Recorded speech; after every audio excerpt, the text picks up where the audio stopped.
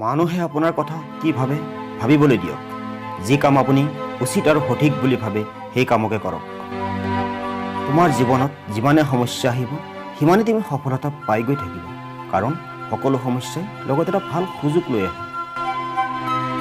আমাৰ সকলোতকৈ ডাঙৰ দুৰ্বলতা হৈছে মাজবাটতে ভাগৰি পৰা। সফল হোৱাৰ সকলোতকৈ সহজ উপায় অবিৰত চেষ্টা অব্যাহত ৰখা।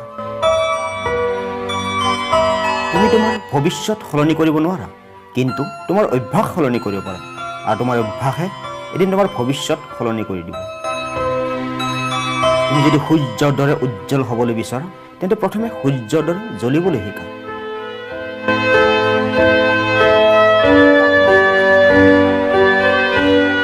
কাম কৰিবলৈহে মানুহৰ জন্ম হৈছে। যি মানুহে কাম নকৰে তেওঁ মানুহেই নহয়।